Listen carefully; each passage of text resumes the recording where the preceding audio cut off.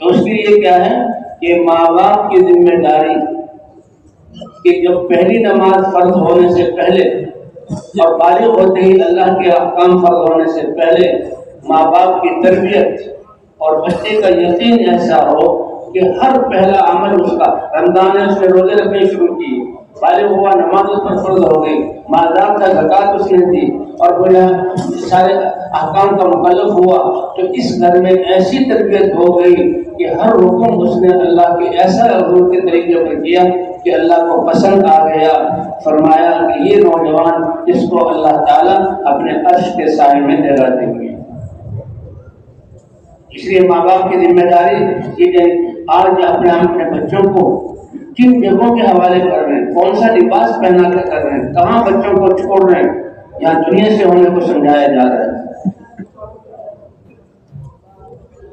اس لیے دین اسلام میں تو یہ بچہ پیدا ہوا، لڑکا ہو یا لڑکی، یہ خوشی اللہ نے دی تو حکم ہے کہ سب سے پہلے نبیوں کی دعوت کے کلمات اذان اس کے کان میں کہہ دو، بڑائی ہو تو اللہ کی، اور جو ہے وہ وحدانیت کا یقین ہو تو اللہ کا، اور یہ حضور کی امت میں ہے رسالت کا یقین ہو تو حضرت محمد صلی اللہ علیہ وسلم، اور زندگی گزارنے میں کامیابی کا یقین ہو تو اللہ کا دین۔ کہ یہ بچہ نہلا دو، آلائشیں دھو دو، کپڑے پہنا دو، اللہ والے کے حوالے کرو، دائیں کان میں وہ اذان کہے اور بائیں کان میں وہ اقامت کہے۔ یہ اذان سارے نبیوں کی دعوت، ہماری دعوت جو ہم دے رہے ہیں، اللہ کی بڑائی، اللہ کی وحدانیت، اللہ کے دین میں کامیابی اور حضرت محمد صلی اللہ علیہ وسلم کی رسالت پہ یقین کرنے میں کامیابی۔ تو جس بچے کے ابھی وہ دنیا میں چند سانس لے رہا ہے، جس کی ابتدا اتنے بڑے اونچے کلمات کو سنوانے کے ساتھ ہے، تو بتائیں اس بچے کی زندگی کی بنیاد کس چیز پر ہو؟ اور اس میں زیادہ ماں کا دخل ہے کہ جب بچے کا احساس اسی وقت سے وہ اپنی تقوی والی زندگی کو اختیار کرے۔ بچہ اللہ نے دیا تو بسم اللہ کے ساتھ دودھ پلانا، بچہ اللہ نے دیا تو باوضو رہنا، اور بچہ اللہ نے دیا تو اس کو سلانا سنت طریقے پر، اور جو وہ اعمال کرتا جائے اس کو آداب سکھلانا، آداب سکھلانا۔ کھانا کھلا رہے ہیں تو دائیں ہاتھ سے کھانا، کیسے لقمہ لینا، کیسے بیٹھنا، کپڑے کیسے پہننے، جوتے کیسے پہننے، اور پھر ہر عمل کی دعا، اور بچپن میں دعائیں سکھلا دینا۔ یہ کہتے ہیں ایسا ہے کالنقش علی الحجر، کہ جیسے پتھر پر تراش کر لکھ دیا جائے۔ قلعوں کی دیواروں میں جو تاریخ اور جو لکھائی ہوتی ہے، ہزاروں سال بیت جاتے ہیں لیکن اس کو لکھائی مٹتی نہیں ہے۔ نہ بارشیں ان کو مٹا سکتی ہیں، نہ ہوا کے تھپیڑے ان کو مٹا سکتے ہیں، نہ گرد و غبار ان کو مٹا سکتا ہے۔ اس طرح بچپن کی سکھی دعائیں اور آداب، یہ پھر انسان کے بچپن تک اور زندگی کے آخر تک چلتے ہیں۔ بچے کا پہلا بول، کہ اگر پہلا بول اللہ کا نام ہو، اور اس کے بعد بچے کا پہلا بول لا الہ الا اللہ، جسے لا الہ الا اللہ کے الفاظ بچے کو سکھائیں تو لا الہ الا اللہ کی حقیقت بھی۔ بچہ سب سے پہلے جب ماں سے کہے اماں بھوکا ہوں، تب ماں کیا کہے کہ بیٹا بھوک بھی اللہ کی طرف سے، اور یہ کی نعمت ہے، اور کھانا کھلانا رزق بھی کون دیتا ہے، اور رزق دے کر پیٹ بھی کون بھرتا ہے، پیاس بھی اللہ کی طرف سے، پانی بھی اللہ نے پیدا کیا، اور پانی پلا کر پیاس بجھانے والی ذات بھی کون سی ہے؟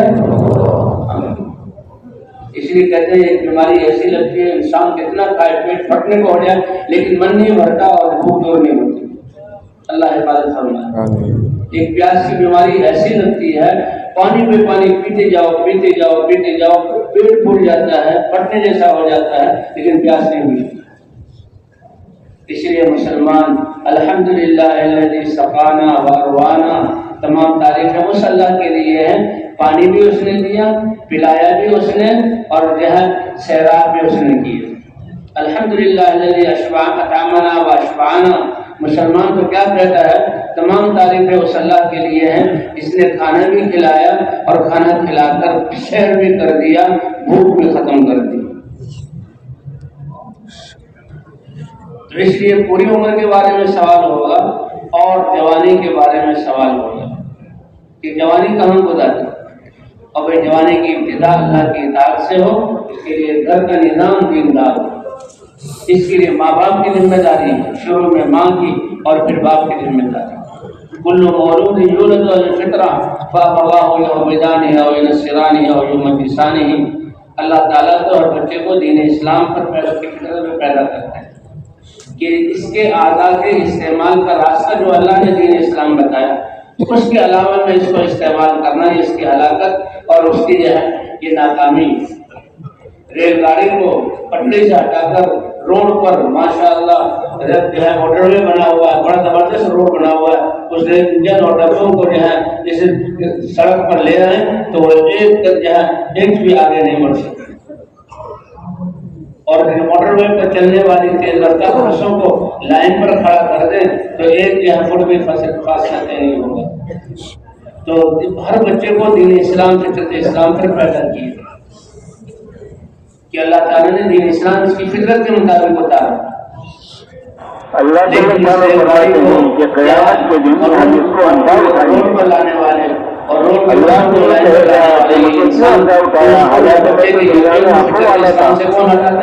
اللہ تعالیٰ کہیں گے کہ میری طرف سے تمہارے پاس انسانوں کو تم نے بلا دیا، آج تمہوں کو بلا دیا جائے گا اور تمہاری کسی بات کی پکاریں گے تو اللہ کی طرف سے جواب ملے گا فیہا ولا تکلمون، ذلت کے ساتھ پڑے رہو، ان سے بات مت کرو۔ میرے محترم دوستو، اللہ جل شانہ نے کروڑوں انسانوں کے بیچ میں سے ہم لوگوں کو چن کر اللہ نے اسلام کی نعمت عطا فرما دیا۔ اب اللہ جل شانہ ایمان والوں سے مخاطب ہے، یا ایھا الذین آمنوا ادخلوا فی السلم کافۃ ولا تتبعوا خطوات الشیطان انہ لکم عدو مبین۔ اللہ جل شانہ ارشاد فرماتے ہیں کہ اے ایمان والوں، اسلام میں پورے داخل ہو جاؤ اور شیطان کے نقشہ کرنے پر مت چلو، اس لیے کہ شیطان تمہارا کھلا ہوا دشمن ہے۔ اس آیت کریمہ کے شان نزول کے بارے میں مفسرین نے لکھا ہے کہ آیت گزری حضرت علی رضی اللہ عنہ کے بارے میں، جو اسلام سے پہلے ایک آسمانی مذہب کے ماننے والے اور اس مذہب میں اونٹ کا گوشت کھانا منع تھا۔ اسلام میں حلال ہے، فرض واجب نہیں ہے۔ ان کے دل میں یہ بات آئی کہ میں اگر اونٹ کا گوشت نہ کھاؤں تو میرا اسلام پر بھی عمل ہو جائے گا، اور پہلا آسمانی مذہب جو سچا مذہب تھا اور اسلام کے بعد اللہ نے اس کو مضبوط کر دیا، اس پر بھی میرا عمل ہو جائے گا۔ ایک اچھے طریقے سے کوئی فرض نہیں چھوڑا، کوئی واجب نہیں چھوڑا، کوئی گناہ کا کام نہیں کیا، ایک مباح چیز کو چھوڑا۔ اللہ جل شانہ قرآن پاک میں آیت اتار رہے ہیں کہ اے ایمان والو، اسلام میں پورے داخل ہو جاؤ۔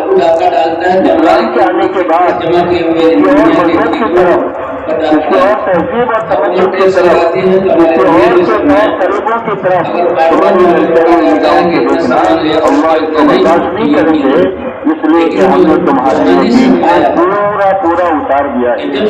اللہ اکبرکم دینکم واتممت علیکم نعمتی ورضیت لکم الاسلام دینا، ہم نے دین اسلام پورا تمہارے لیے اتار دیا اور اپنی نعمتیں تمہارے پر تمام کرنا اسلام پر آتے تھے، اور ہم نے دین اسلام تم کو پسند کر کے دیا ہے، اب اس کے بعد ادھر ادھر کام جاتی اجازت نہیں۔ میرے محترم بزرگوں دوستو، اللہ جل شانہ کی طرف سے ہر ایمان والے مرد اور عورت سے مطالبہ ہے کہ اپنی زندگی میں پورے دین کو لانے کی محنت کے ساتھ جیے اور محنت کے ساتھ مرے، اس لیے کہ جب محنت کے ساتھ جیئیں گے، محنت کے ساتھ مریں گے تو اللہ تعالیٰ دین کو زندگیوں میں محنت کے راستے سے مکمل کریں گے، اور اگر کہیں کوئی تعلیم رہے گی تو اللہ تعالیٰ اس کو معاف فرمائے گی۔ اسی لیے کتابوں میں ایک واقعہ آتا ہے کہ ایک آدمی نے 100 آدمیوں کو قتل کیا۔ خدا صلی اللہ علیہ سے کہا میری توبہ ہو سکتی ہے؟ انہوں نے کہا تیری توبہ تو ہو سکتی ہے، لیکن جس بستی میں تو ہے یہاں سب لوگ برے ہیں تو اپنی توبہ پر تو باقی نہیں رہ سکے گا، اس لیے سامنے ایک آدمی کی بستی ہے وہاں چلا وہاں چلا جائے وہاں سے تیری توبہ قبول ہو جائے. اس نے یہاں سے چلنا شروع کیا. ابھی راستے ہی میں تھا, وہاں راستے میں پہنچا نہیں اور اس کے موت کا وقت آ گیا.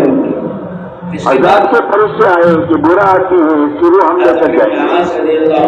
رحمت کے فرشتے آئے کہ اس نے توبہ کی نیت سے چلا ہے اس کی روح کو ہم لے کر جائیں.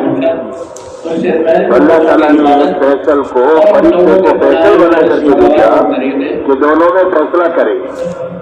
یہ جگہ کو ڈالتے ہیں کہ یہ نیک لوگوں کے قریب ہے کہ برے لوگوں کے قریب ہے. یہ جگہ بھی دی, لیکن اللہ تعالیٰ نے زمین کو حکم کیا کہ دور ہو جا اور نیک لوگوں کی زمین کے قریب ہو جا. اللہ نے حکم دیا اور رحمت کے فرشتے سے کہا گیا کہ تو اس کی روح کو لے گا. اللہ تعالیٰ اتنے مہربان ہیں کہ جو محنت کرتا ہے اللہ محنت کرنے والے کو کبھی ضائع نہیں کرتے.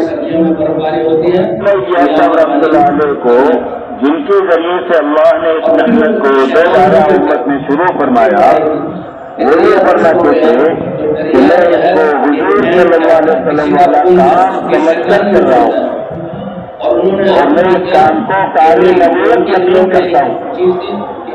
جب ان سے پوچھا گیا کہ آپ اس محنت کو کیا کہتے ہیں, میں اس محنت سے نہیں چاہتا ہوں کہ اس محنت کو امت کرتے ہوئے وہاں تک پہنچے جہاں حضور صلی اللہ علیہ وسلم امت کو چھوڑ کر گئے. میرے محترم بزرگوں دوستو, حضور پاک صلی اللہ علیہ وسلم کی جب دنیا میں بعثت ہوئی ہے تو اس زمانے میں انسانوں میں جہالت آخری درجے کی تھی اور گمراہی آخری درجے کی تھی. حضرت عیسیٰ علیہ السلام اور حضور صلی اللہ علیہ وسلم کے بیچ میں 250 سال کا زمانہ ایسا گزرا ہے کہ جس کا کوئی نبی نہیں آیا, کہ جو انسانوں پر محنت کرتے تو محنت نہ ہونے کی وجہ سے پوری جہالت انسانوں کے ایک ایک آدمی کے اندر میں بھری ہوئی تھی اور گمراہی ایسی آخری درجے میں بھری ہوئی تھی کہ بیت اللہ میں 360 فٹ رکھے ہوئے تھے اور بیت اللہ کا طواف ننگا کرتے تھے, دن میں عورتیں رات میں.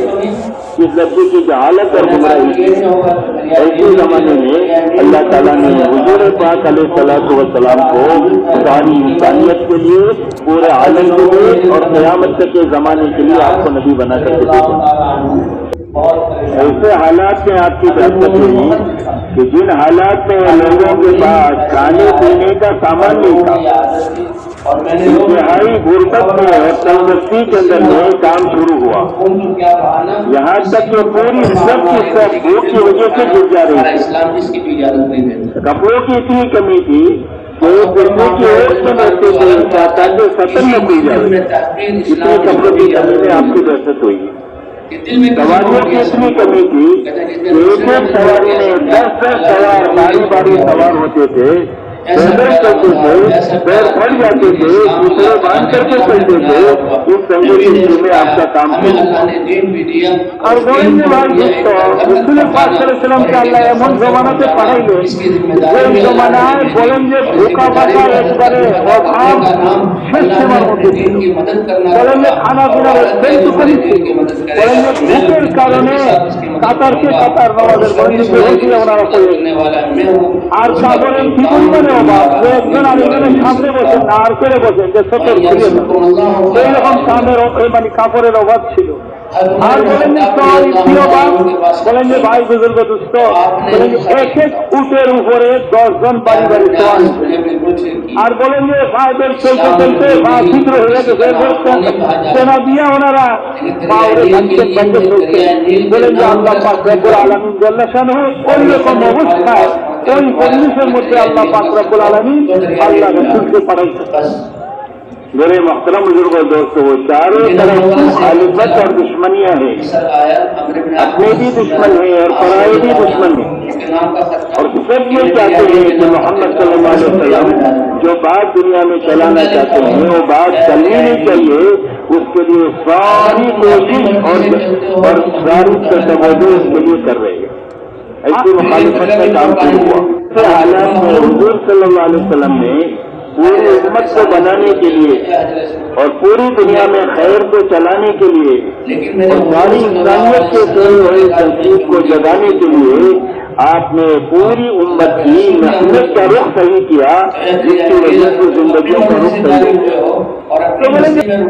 کا رخ صحیح کرنے کے لیے آپ نے سب سے پہلے ہر جگہ سے آپ کی دعوت پر ایمان میں داخل ہوا، اس کی جان مال کو ایمان کے سیکھنے پر اور ایمان کے پھیلانے پر لگایا، یعنی دعوت اللہ پر لگایا کہ بے طلب بندوں میں جاتا ہے، بے غرض بن کر ان کو اللہ کی پہچان کرائی جائے، اللہ کی قدرت سمجھائی جائے، اللہ کے احکامات سمجھائے جائے، اللہ کے خزانے سمجھائے جائے، تاکہ ہر انسان کے دل میں اللہ کی محبت پیدا ہو جائے۔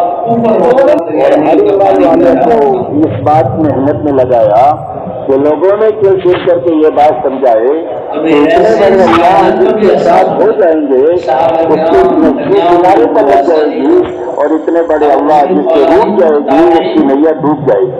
اتنے بڑے اللہ کو ساتھ لینے کا راستہ اللہ کے حکموں پر عمل کرنا ہے اور اللہ کی نافرمانی سے بچنا ہے۔ یہ دو لائن سے اللہ نے احکامات دیے، کرنے کے لائن کے احکامات دیے ہیں اور بچنے کے لائن کے احکامات دیے ہیں۔ تو اللہ ساتھ ہو جائے گے، سب سے پہلے آخرت بنائے گی، اور جس کی آخرت بن جائے گی اللہ اس کی یقینی طور پر دنیا بنا دے گی۔ لیکن یہ پکے سچے ایمان والے تھے۔ کافر یہ ایک آدمی ہے عبداللہ بن صوف ان کا نام ہے، ابو مسلم ان کو کہتے ہیں، فلان یہ مقام ہے، وہ تمہاری رسالت میں نہیں مانتا، بلایا تو پہلے اس نے کہا حضرت محمد صلی اللہ علیہ وسلم کو اللہ کا رسول مانتے ہو؟ بالکل، اللہ ایک ہے، اس کے علاوہ کوئی عبادت کے لائق نہیں، محمد صلی اللہ علیہ وسلم اللہ کے رسول ہیں۔ کہا کہ اگر میں کہوں میں نبی ہوں تو مجھے نبی مانو گے؟ کہا یہ بات کو سننے کے قابل بھی نہیں، ماننا تو اگلی بات ہے، غصہ ہے لیکن برداشت کیا۔ دوبارہ سوال کیا، دوبارہ یہی جواب دیا، سیوارہ سوال کیا، سیوارہ یہی جواب دیا، اور غصے میں آ کے ملایا اور جلا ہوا اور ڈال دو اس کو آگ میں، پتہ لگے کہ جو میرے دل میں نہیں مانگے ہو تو مانے گا تو کیا حال ہوگا۔ اس کو آگ میں ڈال دیا، کہتے آگ میں ڈالا، آگ سے ایسا ہوا کہ آگ نے ان کو نہیں جلایا، وہ تو حکم دے کے چلا گیا، ایندھن جمع کیا گیا ہوگا، آگ لگائی ہوگی، اس میں ڈالا، لوگ پہنچے اور مسلمان، اور اس شخص کو ایمان والے کو، مومن کو، مسلمان کو تم نے آگ میں ڈالا، آگ اس کو نہیں جلا رہی، تمہارا یہ جھوٹا دعویٰ حوصلہ اس کو لوگ چھوڑ دیں گے اور اس کے دین کو اختیار کر لیں گے۔ تو وہ خود آیا ہاتھ جوڑے کہ تم ہمارے ملک کو چھوڑ دو کہ میرے اتباع کو نہ چھوڑ دیں۔ وہ نکلے سیدھے مدینہ منورہ اور مدینہ منورہ آئے ہیں تو ابوبکر صدیق رضی اللہ تعالیٰ عنہ کا زمانہ تھا، اور وہ مسجد نبوی میں حضور کے روضے پر آ کر درود پیش کیا اور ریاض الجنہ میں نماز پڑھی۔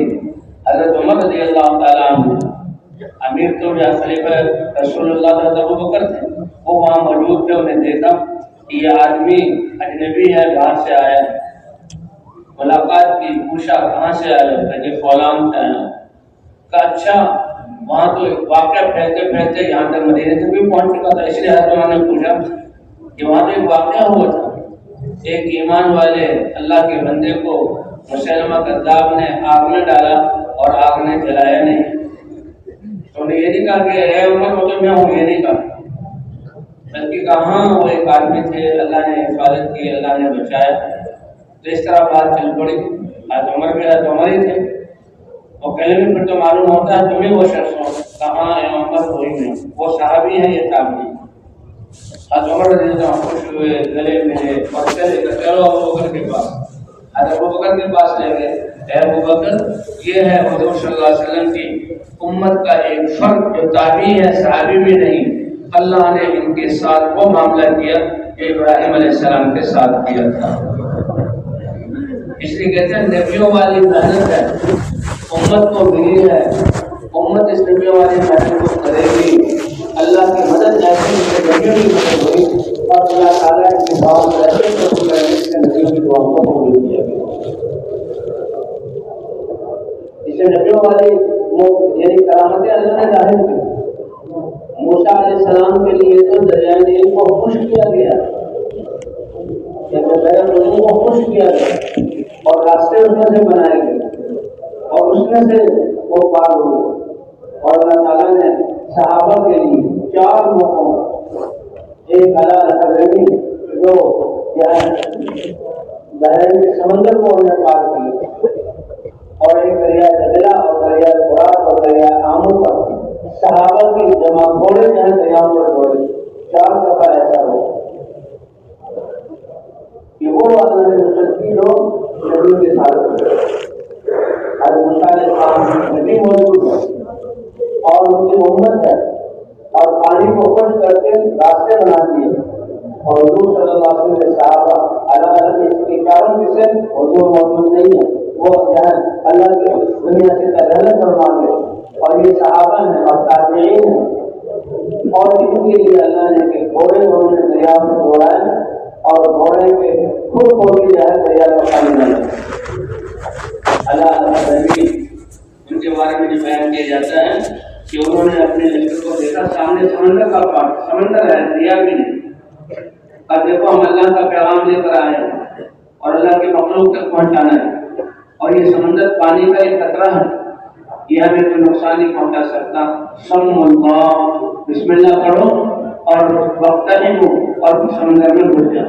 پھر جب وہ سمندر کا کہتے صحابہ کیا کہتے ہیں، سمجھنا، ہم نے اللہ کا نام لیا، وقت ہمنا، سمندر میں ہم گھس گئے، وعبرنا، سمندر کو پار کرنا شروع کیا، نیچے پانی موجے مار رہا ہے، دائیں بائیں چل رہا ہے، اور صحابہ کا لشکر گھوڑوں اور یا سواریوں پر چل رہا ہے، اور بڑا لمبا کئی کلومیٹر بن جاتے ہیں، وہ انہیں پار کیا، اور جب خشکی پر پہنچے تو پانی صحابہ کی سواریوں کے گھوڑوں کو بھی نہیں لگا۔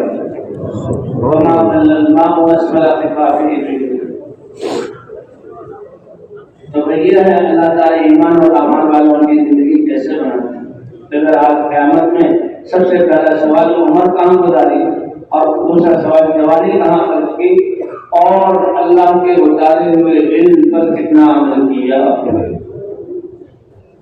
طلب العلم فریضۃ علی کل مسلم و مسلمہ، جب اللہ ہمارا رب ہے، کائنات اللہ کی ہے، اللہ نے ہمیں اتارا ہے، اللہ کے ہم ایمان والے ہیں، تو اللہ کیا چاہتے ہیں، یہ حاصل کرنا ہر ایک پر فرض ہے، اور ماں باپ کے ذمہ ہے کہ بچوں کی تربیت ایسی کریں۔ طلب العلم فریضۃ علی کل مسلم و مسلمہ، علم کے بارے میں سوال ہوگا کہ کیسے علم حاصل کیا اور کتنا عمل کیا۔ یہ علم اتنا طاقتور اللہ کی طرف سے اترا ہے، اسی علم کی بنیاد پر کہ انبیاء اور ایمان والے اس علم پر عمل کرنے والے بنے، اس علم کی بنیاد پر اللہ نے قوم عاد کے باطل کو توڑا، اسی علم پر عمل کرنے کے پہلے قوم سمود کے باطل کو توڑا، اور اسی علم کے عمل کی بنیاد پر اللہ نے نمرود کی نمرودیت کو ختم کیا، اور اسی علم کے عمل کرنے کی بنیاد پر اللہ تعالیٰ نے فرعونیت کو ختم کیا، قارونیت کو ختم کیا۔ علم ہو عمل کے ساتھ، علم ہو عمل کے ساتھ، تو اس علم کے بارے میں سوال ہوگا کہ اس علم کو کیسے سیکھا اور کیسے اس پر عمل کیا۔ اس علم کی طاقت ظاہر ہوتی ہے جبکہ عمل کرنے والے صحابہ کرام کی یہی صفت تھی کہ جو اللہ کے احکام اترتے 100%، لیکن اس سے پہلے ایمان کو مضبوط کیا گیا۔ تعلمنا الایمان، کہ ہم نے سب سے پہلے ایمان سیکھا، ثم تعلمنا القرآن، پھر قرآن کو سیکھا، فزدنا به ایمانا، پہلے ایمان سیکھا، اللہ کی ذات پر یقین، اب جو قرآن پڑھتے جا رہے ہیں اور جناب عمل کرتے جا رہے ہیں تو ایمان اور پختہ اور بڑھتا چلا جا رہا ہے، اور پختہ اور بڑھتا چلا جا رہا ہے، کیونکہ جیسے ایمان ایک نور ہے، یہ اعمال بھی ایک نور ہے، یہ اعمال بھی ایک نور ہے، یہ علم اپنے عمل کے ساتھ زندگیوں میں ہوگا، تو اس کے لیے کہتے ہیں کہ فضائل کی تعلیم، فضائل کی تعلیم۔ اللہ تعالیٰ نے اپنے احکام کو دنیا میں اتارا ہے انسانوں کے لیے، وہ رب ہے، وہ خالق ہے، وہ رزاق ہے، وہ ساری کائنات کے نظام کو چلانے والے ہیں، اسی کا حکم کائنات میں چلتا ہے، پہلے بھی اور ہمیشہ بھی چلے گا، لیکن وہ اپنا حکم دے رہے ہیں تو کیسے فضائل کے ساتھ کہ اے میرے بندو تم ایمان اور تقوی والے ہو جاؤ تو زمین اور آسمان کی برکتوں کے دروازے کھول دیں گے۔ ایمان کی حالت میں نیک اعمال والے بن جاؤ، دنیا کی زندگی بھی پاکیزہ عافیت والی عزت والی تمہاری بنا دیں گے، اور آخرت میں بھی جنت اور اپنی رضا عطا فرمائیں گے۔ ڈنڈے کے ساتھ حکومتوں کی طرح آگے نہیں کہ مانو اس قانون کو ورنہ جیلوں میں جاؤ گے، نہیں، من عمل صالحا من ذکر او انثى وهو مؤمن فلنحيينه حیاة طیبہ۔ تم میرے بندے، میری بندی، مرد ہو یا عورت ہو، ایمان لا کر اللہ کی ذات پر یقین کر کے اللہ کے اتارے ہوئے علم کو عمل میں لے آؤ تو ہم البتہ ضرور تمہیں پاکیزہ زندگی عطا فرمائیں گے۔ وَلَوْ أَنَّ أَهْلَ الْقُرَىٰ آمَنُوا وَاتَّقَوْا لَفَتَحْنَا عَلَيْهِمْ بَرَكَاتٍ مِّنَ السَّمَاءِ وَالْأَرْضِ۔ اگر بستیوں والے ایمان اور تقوی والے ہوتے تو زمین اور آسمان کی برکتوں کے دروازے ان کے لیے ہم کھول دیتے۔ اس لیے بھی فضائل کا علم، فضائل شروع میں، اس لیے یہ فضائل کی تعلیم اجتماعی اور انفرادی، اور ان فضائل کو دہرانا تاکہ اعمال کرنے کا شوق پیدا ہو، شوق اور ذوق سے۔ اللہ شوق اور ذوق دیکھتے ہیں۔ اللہ کا ایک ایک حکم ساتوں زمین اور آسمان سے قیمتی، اور اللہ نے اس کمزور انسان کو عزت بخشی اپنے نگاہ ایک حکم کی، اور یہ انسان بوجھ سمجھ کے کرے۔ اللہ اکبر۔ وَوَيْلٌ لِّلْمُصَلِّينَ الَّذِينَ هُمْ عَنْ صَلَاتِهِمْ سَاهُونَ۔ ہلاکت اور بربادی ہو اور جہنم کا ایک خطرناک کنواں ہو ان لوگوں کے لیے جو نماز کی غفلت سے پڑھتے ہیں، جو نماز کی غفلت سے پڑھتے ہیں۔ قد افلح المؤمنون الذين هم في صلاتهم خاشعون۔ کامیاب کون ہوں گے کہ جن کا دل اللہ کی طرف متوجہ، اعضاء ان کے جو ہیں بہت پرسکون ہوں۔ اور یہ نماز سب سے پہلی عبادت ہے، اور 5 دفعہ مسجد میں بلایا جاتا ہے کہ نماز جیسی عبادت بن گئی تو باقی تمام شعبوں کو اللہ کے حکم پر چلانا یہ انسان کے لیے آسان ہو جائے گا۔ اس لیے کہتے ہیں جب یقین اللہ کی ذات پر ہوگا اور یہ اعمال سے ہونے کا یقین دلوں میں ہوگا تو یہ اعمال اپنی حقیقت کے ساتھ ہوں گے اور اعمال اپنی تاثیر کو ظاہر کریں گے۔ اور اگر یقین کمزور ہے اور دنیا سے ہونے کا یقین ہے تو اعمال اپنی تاثیر جو ہے کھو دیں گے، کیونکہ وہ عمل اپنی روح کے ساتھ نہیں ہے۔ نماز کی تاثیر کیا ہے کہ نماز انسان کی زندگی کو پاکیزہ، ان الصلاۃ تنہی عن الفحشاء والمنکر، ہر بے حیائی والے کاموں سے یہ بنی ہوئی نماز روکے گی، ہر گناہ سے یہ بنی ہوئی نماز روکے گی۔ لیکن یقین کی کمزوری کی بنا پر جب نماز کو پورے جانچے کا اپنا کرنا پڑا جائے تو اس کی تاثیر ختم۔ نمازی بہت زیادہ ہے لیکن زندگی کسی کی تھی۔ حج کی تاثیر کی جو حج کر کے آئے اور حج کی وجہ سے اللہ گناہوں کو ایسے پاک فرما دیتے ہیں جسے آج ماں کے پیٹ سے پیدا ہوا اور اب حاجی نئی زندگی کا شروع کر دیں، حج پہ حج کیے ہوئے ہیں لیکن یقین کی کمزوری ہے، لہذا حج کیے ہوئے لیکن زندگی نہیں بدلتی۔ روزہ اللہ نے کتب علیکم الصیام کما کتب علی الذین من قبلکم لعلکم تتقون، یہ روزہ کتنی بڑی عبادت ہے۔ فرمایا سارے اعمال ابن آدم کے اس کے لیے ہیں، فرشتے اس کو لکھتے ہیں الا الصوم، مگر روزہ ایسی عبادت ہے کسی دوسرے کو پتہ نہیں۔ صبح سے شام تک بھوکا پیاسا رہنا اور اپنے جو روزے کے خلاف جو باتیں ہیں شہوتوں سے اپنے آپ کو روکنا، یہ بندہ جانتا ہے، یہ اللہ جانتے ہیں، کتنی بڑی عبادت۔ فرمایا روزہ میرے لیے ہے اور اس کا بدلہ میں خود دیتا ہوں، اور ایک روایت میں اس کا بدلہ میری کامل رضا ہے۔ اتنا بڑا، لیکن روزے رکھ رہے ہیں تقویٰ حاصل ہو، یہ نہیں ہوگا۔ کیوں؟ اس لیے کہ پیچھے یقین کمزور ہے۔ یقین کی کمزوری کی وجہ سے اعمال کی تاثیر ختم، اعمال کرنے والے بہت لیکن تاثیر نہیں، اور جب دنیا کی محبت آ گئی تو پھر اعمال کی جگہ جو ہے پھر دنیا لے لے گی، دنیا کے کام لے لے گی۔ تو اس لیے بھائی اس محنت کے ذریعے پہلے یقین کو بنانا، اپنی نمازوں کو بنانا، اور اللہ کی ذات پر یقین ہے تو اعمال کا اپنے کمال کے ساتھ صادق ہونا، ہر عمل کی تاثیر۔ نماز سے زندگی پاکیزہ ہوں گی۔ ایک شخص اسلام میں داخل ہوئے، نئے اسلام میں داخل ہوئے تو پرانی عادتیں آہستہ آہستہ چھوڑتی ہیں۔ تو پرانی عادتیں کسی کی غیبت، چوری، کہ فلاں فلاں، اے اللہ کے رسول فلاں اسلام میں تو آ گئے لیکن وہ پرانی عادتیں باتیں کرتا ہے۔ حضور صلی اللہ علیہ وسلم نے فرمایا کیا نماز پڑھتا ہوا دیکھتے ہو؟ کہاں؟ پھر دیکھ لینا یہ نماز اس کی جو ہے اس کو ان کاموں سے روک دے گی۔ صحابہ کہتے ہیں ہم نے سب کی آنکھوں سے دیکھا کہ چند دنوں میں اللہ تعالیٰ نے سب کے سب جو ہے رضائیں چھڑوا دی ہے۔ اس لیے بھائی ہم اپنی نماز کو دیکھیں، کہتے ہیں نماز خود نماز اگر انسان صحیح طرح پڑھنے کی کوشش کرے اور صحیح پڑھے تو نماز اس کو دعا دیتی ہے۔ نماز خود ایک عمل ہے اللہ کی رحمت کو متوجہ کرنے والا، اور پھر نماز بھی اس کو دعا دیتی ہے۔ اور اگر نماز کو بیکار پڑھا تو حدیثوں میں آتا ہے کہ اس کا یہاں اس نماز کو کالے کپڑے میں سیاہ کر کے لپیٹ کے اس پر مار دی جاتی ہے، اور نماز اس کے لیے دعا کرتی ہے اللہ تجھے بھی ایسے برباد کرے جیسے تو نے مجھے برباد کیا۔ اور یہ تو نماز پڑھنے والوں کا حال ہے، اور جو نماز پڑھتے ہی نہیں، فرمایا جس کی ایک نماز فوت ہو جائے فکأنما وہ تیرا اہل ہو و مال ہو، اتنا نقصان ہو گیا، گھر بھی تباہ اور مال بھی تباہ، اکیلا رہ گیا۔ تو کتنے بے نمازی ہمارے آس پاس ہیں، تو ہر کلمہ گو پر یہ نماز، مردوں عورتوں پر۔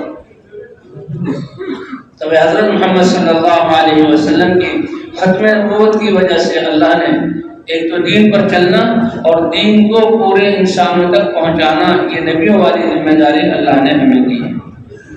پہلے انبیاء کا دائرہ نبوت دائرہ ذمہ داری محدود تھا، لیکن حضرت محمد صلی اللہ علیہ وسلم کا دائرہ نبوت یہ لامحدود، سارے انسان اور پوری دنیا قیامت تک آنے والے زمانے، اور ہمیں ان کی امت میں بنا کر خیر امت قرار دیا گیا۔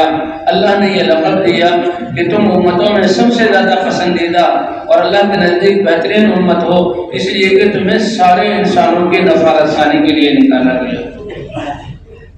آج انسان دنیا کے شعبوں میں سے کسی ایک شعبے کی وزارت مل جائے تو فخر کرتا ہے، لوگ بھی اس کے سامنے جھکتے ہیں، اور اللہ نے ہمیں حضرت محمد صلی اللہ علیہ وسلم کی امت میں بنا کر تمام انسانیت کے تمام شعبے ٹھیک ہو جائیں، آخرت اور دنیا دونوں میں کامیابی مل جائے اور سب میں مسائل حل ہو جائیں، وہ ذمہ داری اللہ نے دی ہے۔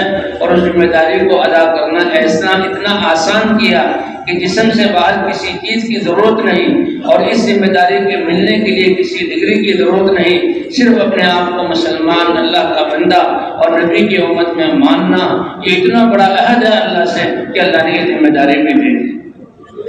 اے میرے بندے انسان، لا الہ الا اللہ کے ذریعے مجھ سے عہد کیا اور مجھے اپنا معبود مانا، محمد رسول اللہ کے ذریعے اقرار کیا کہ حضور صلی اللہ علیہ وسلم کی زندگی کو اپنائیں گے، یہ اتنا بڑا عہد اور وعدہ تم نے اللہ سے کیا کہ اللہ نے تمہیں اعزاز دیا کہ نبی کی محنت بھی ساتھ لے جاؤ۔ ادعو الى سبيل قل هذه سبيلي ادعو الى الله على بصيرة انا ومن اتبعني وسبحان الله وما انا من المشركين۔ آپ کہہ دیجیے اللہ اپنے نبی کو حکم دے رہے ہیں دعوت والے کام کو۔ موسیٰ علیہ السلام کلیم اللہ ہو کر اور اتنی محنت کر کے بڑے ہو کر دعا مانگ رہے ہیں، اے اللہ، اللہ نے رسالت دے دی، اللہ باقی فرما رہے ہیں کہ اللہ میرے بھائی کو میرے ساتھ دعوت والے کام میں شریک کر دے، اور آپ نے حکم دیا کہ تم اکیلے جاؤ، آپ ہمیں فرما دیں تم دو جاؤ۔ اللہ نے فرمایا اے موسیٰ، تمہاری دعا پر تمہاری دعوت کو قبول کر لیا گیا۔ کہتے ہیں سب سے بڑی دعا جو کسی نے کسی کے لیے کی وہ موسیٰ علیہ السلام نے اپنے بھائی کے لیے دعوت والے کام میں شراکت اور رسالت کی دعا کی، اس سے بڑی دعا کسی نے کسی کے لیے نہیں کی۔ اللہ نے اس دعا کو قبول کیا، اور اللہ نے قرآن پاک میں اپنے احسانات دکھلائے۔ لیکن قربان جائیں اس رب کی مہربانی پر کہ اللہ نے آپ کے اپنے حبیب کو ایسی امت دی کہ امت ہوتے ہوئے اللہ نے نبیوں والا کام ان کو دیا، اور نبی کو حکم دیا کہ آپ بتائیے میرے ایمان والوں بندوں کو قل هذه سبیلی ادعو الی اللہ علی بصیرۃ انا ومن اتبعنی وسبحان اللہ وما انا من المشرکین. آپ کہہ دیجئے یہ ہے میری زندگی کا مقصد اور راستہ، اور وہ کیا ہے؟ اللہ کی طرف بلاتا ہوں، اللہ کی پہچان کرواتا ہوں، اللہ کے احکام اور آخرت کی طرف بلاتا ہوں. یہ سب اللہ کی طرف بلانے میں ہے، بصیرت، سمجھ بوجھ اور یقین کے ساتھ. اور جس نے لا الہ الا اللہ محمد رسول اللہ پڑھ لیا، یہ اس کی زندگی کا بھی راستہ ہے. حکم ہوا نبی کو. اس لیے وہ کیا ہے؟ نعمت کے ملنے پر شکر ادا کرنا. اتنی سب سے بڑی نعمت، اس سے بڑی نعمت کوئی نہیں. اس امت کو حضور صلی اللہ علیہ وسلم کے ساتھ شریک کر دیا کہ جو محنت نبی اور پہلے ہی دن سے جتنے بھی صحابہ کلمہ پڑھتے فوراً حضور کے ساتھ دعوت دینے، اور دعوت کے میدان میں جو مشقتیں آ رہی ہیں صحابہ بھی برداشت کر رہے ہیں. اس میں کوئی وقفہ نہیں ہے کہ کلمہ تو پڑھ لیا، اب ٹھہر جاؤ، اب تھوڑا سا انتظار کرو، پھر یہ تمہیں عظمت اور یہ تمہیں ذمہ داری ملے گی. حضرت عمر رضی اللہ تعالیٰ عنہ کس نیت سے گھر سے نکلے؟ روئے زمین کا سب سے بڑا جرم کا ارتکاب کرنے نکلے. اپنی بہن کے گھر آئے، تعلیم کا حلقہ، وہاں کی دعا، دل بدلا. حضور صلی اللہ علیہ وسلم کی خدمت میں آئے. حضرت بلال پہرے دار تھے، دربان تھے. یا رسول اللہ، یہ تو عمر آ رہا ہے. حضور سمجھ گئے کہ میری رات کی دعا نے کام کر دیا. میں نے دعا کی تھی وہ عمر کے حق میں، اے بلال آنے دو. حالانکہ تلوار ہاتھ میں تھی اور پچھلی زندگی سامنے تھی. اے بلال آنے دو. حضرت عمر بھی بیٹھ گئے اور حضور صلی اللہ علیہ وسلم نے اشہد ان لا الہ الا اللہ واشہد ان محمدًا عبدہ ورسولہ کی دعوت دی. اس دعوت کو قبول کیا اور حضور کی مجلس سے داعی بن کر نکلے. حضور کی مجلس سے کیا بن کر نکلے؟ داعی. ایمان تو آ گیا، اسلام مسلمان تو ہو گئے، احکام پر تو چلنا ہے، لیکن اسلام لاتے داعی بن کر. یا رسول اللہ، جتنی مجلسوں میں بیٹھ کر اسلام کے خلاف اسکیمیں بنتی تھی اور میں اپنا جوش و جذبہ دکھلاتا تھا، اور میں نے جو ظلم کیا ہے، یا اللہ کسی مجلس کو اللہ کے رسول کسی مجلس کو نہیں چھوڑوں گا کہ اس مجلس میں جا کر میں ان لوگوں کو آپ اللہ کی طرف نہ بلاؤں. فوراً دعوت. یعنی دین اسلام، لا الہ الا اللہ محمد رسول اللہ، دین پر چلنا اور دعوت دینا، ان میں کوئی فرق نہیں. صحابہ کرام تو 100% تابعین اور 3 صدیوں تک، 3 قرون تک یہ امت اس دعوت کو ساتھ لے کر چلتی رہی. لیکن جب انتظامات میں توجہ گئی تو تھوڑی سی کمی آئی، لیکن کمی آتے آتے آتے پھر ایسی کمی کہ یہ امت دعوت کو بھول ہی گئی. کیوں نکلے اللہ کے راستے میں؟ کیا ضرورت ہے، کیا محنت ہے؟ یعنی ایسی اجنبی جو اللہ کے رسول نے فرمایا تھا بدا دین غریبا وسیعود کما بدا، کہ دیکھو جب میں ایمان کے بول کو لے کر آیا لوگوں کی سمجھوں میں نہیں آیا. وہ کہنے لگے یہ کیسی حیرانگی کی بات، ہمارے سارے بت بیکار ہو گئے، باپ دادا کے طریقے جو ہیں وہ بیکار ہو گئے، اور ایک نیا طریقہ اور ایک اللہ پر ایمان، یہ کیسے ہو سکتا ہے؟ لیکن محنت ہوتے ہوتے ہوتے صحابہ کا سب سے محبوب مشغلہ اس اللہ کے دین کے لیے خواہشات بھی قربان کی، جذبات بھی قربان کیے، جسم پر مارے بھی صحیح، روئے کو قربان کیا، سب کچھ قربان کیے صحابہ کرام رضوان اللہ علیہم اجمعین نے. جی ہاں. اور پھر یہ دین سب سے بہترین جان دینا، یہ سب سے محبوب مشغلہ بن گیا. اس لیے اللہ نے گواہی دی من المؤمنین رجال صدقوا ما عاهدوا الله علیہ فمنهم من قضى نحبه ومنهم من ينتظر. یہ ایمان والے ان میں سے کامل مرد ہیں. اللہ گواہی دے رہے ہیں کہ جو اللہ سے وعدہ کیا تھا کہ جان مال اب تیرے لیے ہے، تو سچا کر دکھایا اور میدانوں میں اتر کر اپنی جان اللہ کے حوالے کر دی اور شہادت کا جام نوش کر دی. اور جو واپس آئے وہ فتح کی خوشی میں نہیں آئے، وہ بھی انتظار کر رہے ہیں کہ یہ ہماری جان اللہ کے دین کے لیے کب جائے. تو صحابہ کرام کا ایسا یہ دین اتنا مانوس ہوا کہ سب کچھ قربان کرنا دین کے لیے محبوب بن گئے. فرمایا وسیعود کما بدا. لیکن جب محنت چھوٹے گی پھر تنزل کی طرف امت جائے گی، حتیٰ کہ یہ دین اپنے میں اجنبی ہو جائے گا.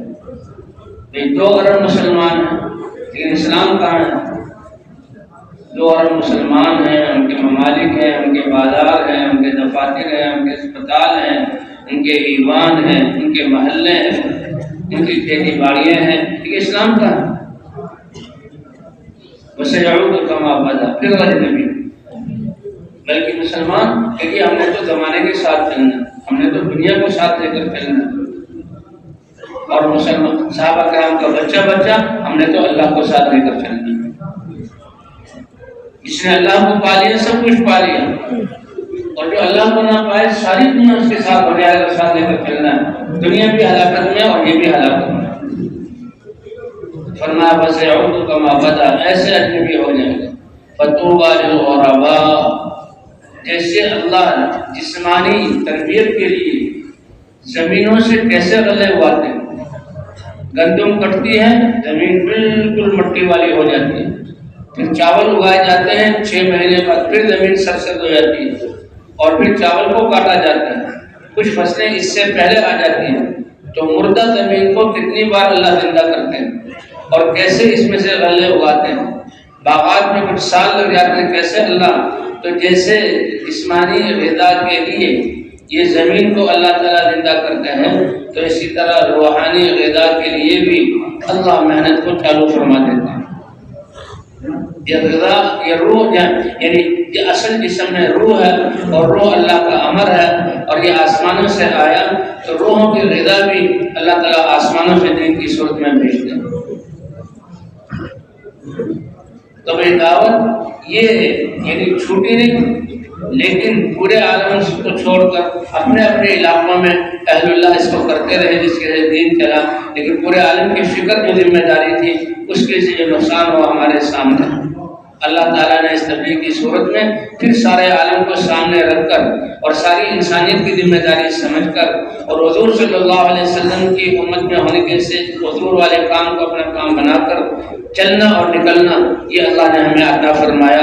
اللہ اس کے قدر دانی کی توفیق عطا فرمایا۔ صدیوں بعد یہ ملا ہے، اس لیے حضور نے فرمایا فَطُوبَىٰ لِلْغُرَبَاءِ، وہ آخر زمانے میں جو اپنے آپ کو پردیسی کریں گے، پھریں گے، تو ان کے لیے خوشخبری ہو، مبارکبادی ہو کہ اللہ کے رسول یہ کیوں پھریں گے کہ جو دین میں کمی آ گئی ہے اس کو پورا کرنے کے لیے، اللہ کی محبت دلوں سے نکل گئی تو اللہ کی محبت دلوں میں بٹھانے کے لیے، اور یہ امت اللہ کی نظروں سے اور انسانیت اللہ کی نظروں سے گر گئی، اس کو اونچا کرنے کے لیے، اس کو اللہ کا محبوب بنانے کے لیے۔ اے اللہ کے رسول، اللہ کی محبت دلوں میں بٹھائیں تو یہ واضح ہے کہ اللہ تو خالق ہے، مالک ہے، ہر مسلمان کہتا ہے وہ میرا رب ہے، وہ حنان ہے، منان ہے، رزاق ہے، اس کے لامحدود ہمارے اوپر کیا احسانات ہیں۔ اللہ کی بڑائی کرتے ہیں تو آسان چیز ہے، سمجھ میں آنے والی بات ہے۔ یہ کمزور سا انسان اللہ کا محبوب کیسے ہو جائے کہ ان کے یقینوں کی درستگی کی طرف بلائیں گے، اور ان کو اللہ کے احکام پر ڈالیں گے، ان کو حضور کی سنتوں پر ڈالیں گے، ان کو نبی کی وجہ دین کی محنت کرنے والا بنائیں گے، تو یہ انسان بھی اللہ کے محبوب بن جائیں گے۔ یحببون العباد الی اللہ، اللہ کا محبوب کہ اللہ کے دین کی طرف بلائیں، اور فرمایا اس دن کی محنت کی قدر اللہ کے ہاں، فرمایا کہ اس میں جو دین کی محنت کریں گے اور قربانی کریں گے، ایک قربانی کرنے والے کے نتیجہ اور ثمرات 50 آدمیوں کے قربانی کے ثمرات کے مقدر ہوگا،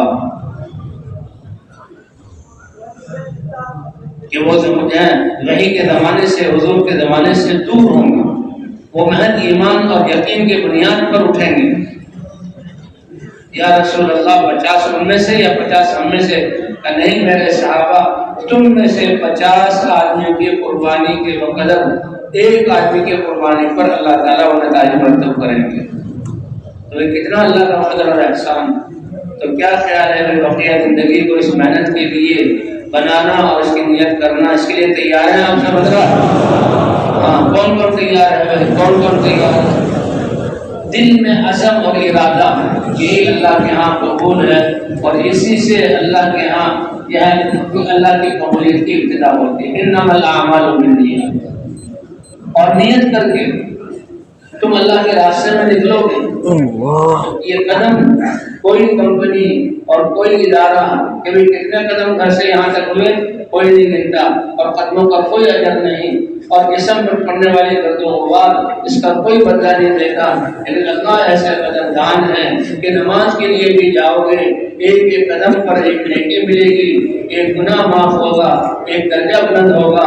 اللہ کے راستے میں نکلو گے ایک ایک قدم پر 700 نیکیاں اللہ عطا فرمائیں گے اور وہ جسم پر غبار پڑے گا. اللہ اس غبار کو جنت کی مشک بنا کر تمہارے جسموں پر ڈالیں گے. یہ اللہ کی دین اور اللہ کی مدد تمہارے ساتھ ہوگی اور اللہ کی مدد ساتھ ہو دنیا کی طاقت تمہارے بال بیگا نہیں کر سکتی. تو بھئی یہ تو دنیا ہے, اللہ کو یہ زندگی ہے ہی اس لیے. اور اس کے کیا مطلب کہ دین کے تقاضوں کو مقدم کریں گے اور دنیاوی تقاضوں کو پیچھے کریں گے. تو میں تیار ہیں اس کے لیے انشاءاللہ. اور اس کے دلیل اس ساتھ ان مٹنے میں سے ان کے 4 مہینے نہیں لگے وہ تو اپنے آپ کو 4 مہینے کے لیے پیش کر دیں اور کھڑے ہو جائیں. اللہ کو دکھا دیں.